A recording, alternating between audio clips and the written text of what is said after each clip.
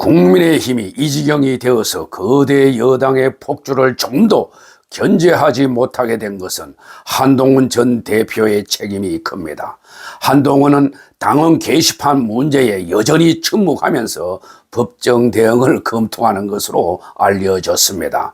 한동훈 전 대표는 여전히 정치를 법으로 하려는 것 같습니다. 설사 법원에서 승소한다 해도 무엇이 나아질 것이 있는가 묻고 싶습니다.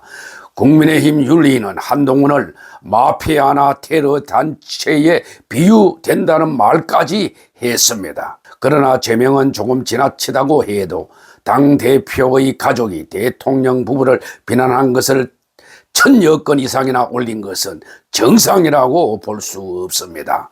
징계 수위가 과도하다고 해서 한동훈 대표 책임까지 사라지는 것은 아닙니다.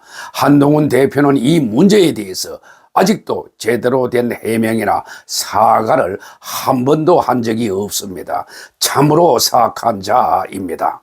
한 전 대표와 윤 대통령 부부는 얼마든지 대화로 해결할 수 있는 문제들을 사사건건 충돌하면서 반목해왔고 이는 결국 계엄 자폭으로 이어졌습니다. 그의 태도를 보면 잘못한 것이 하나도 없다고 생각하는 것으로 보입니다. 참으로 사악한 자이죠.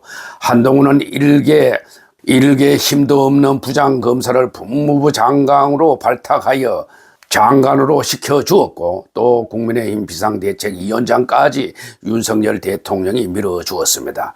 그렇게 밀어준 자를 이렇게 사악하게 배신하는 자는 저는 처음 봅니다. 한동훈은 원래 좌파 정체성을 가진 자로서 민주당에 들어가야 될 자이지 윤석열 때문에 아마 국민의힘으로 들어온 자 같습니다. 말과 행동이 전혀 다른 이중적인 인격자라고 생각을 합니다.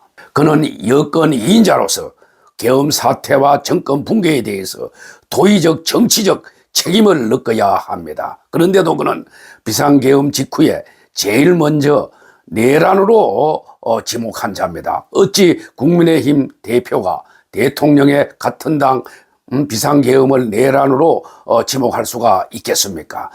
제1야당의 재건과 견제 역할 회복은 반드시 필요합니다. 그런데 한동훈 같은 사악한 배신자가 아직도 정치권에 있는 것은 큰 문제입니다. 한동훈은 소명 기회를 주어도 하지 않고 있습니다.